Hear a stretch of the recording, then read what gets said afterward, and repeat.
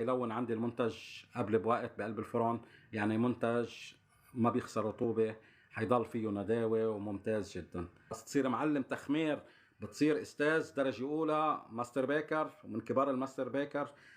انا لما وطي الوسط الحمضي للسكر سواء حطيته حب او حطيت قطر او حطيت عسل، بس وطي العب بالبي اتش تبعية السكر بيصير بيتكرمل على حرارة منخفضة. عشان هيك العجينة تكون خمرانة وعلي فيها الوسط الحمضي، السكر اللي بقلبها بيتكرمل بوقت اقصر بالفرن، بلش تعطي لون قبل بوقت. بينما العجينة المنة خمرانة ما على الوسط الحمضي، ما نلعب بفحص البي اتش تبع السكر، بده وقت اطول بقلب الفرن. لذلك انا بدي اكون او شاطر بعمليه التخمير او بدي استعيد السكر بانواع سكر بتتكرمل على حراره منخفضه. شو الانواع؟ اكثر شيء العسل فيه فركتوز وجلوكوز بيتكرمل على حرارات منخفضه. اذا انا حاطط عسل بعجينتي وماني شاطر بالتخمير تعطيني لون مبكر.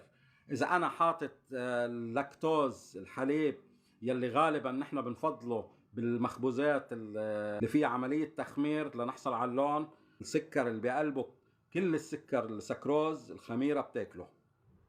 اللاكتوز الموجود بقلب الحليب الخميرة ما بتاكله. وقلنا لكم شو بيفيدنا هيدا الشيء؟ بيفيدني انه اذا خمرت عجينتي زيادة عن اللزوم، الخميرة اذا انا حاطط سكروز سكر عادي حاب، اذا حاطط بقلبها العجينة سكر حاب، اكلت الخميرة كل السكر. وحدا حيقول لي يكون متابعني وشاطر بيقول لي يا ابو حسن طيب في شوية نشا لما الخميرة بتكسره وبتحول لسكر بضل، حتاكله كمان، حتاكل اذا في 1 او 2% من النشا عم يتحول لسكر الخميرة حتاكله. واذا انا حاطط 100 جرام لكيلو طحين سكر الخميرة حتاكله، ما حيبقى ولا حبة سكر تلون. انا ما عندي زلمة فقير وما عندي عسل، شو بقدر اعمل؟ السكر بلعب له بالبي اش. كيف بلعب له بالبي اش؟ بعمله قطر.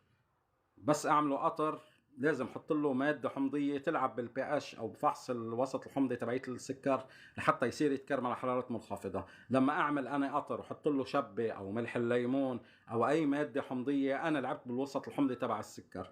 بصير اذا حطيت انا شويه قطر بقلب وصفتي بصير يعطيني لون مبكر للمخبوزات، وبالتالي مخبوزات نديه وطريه.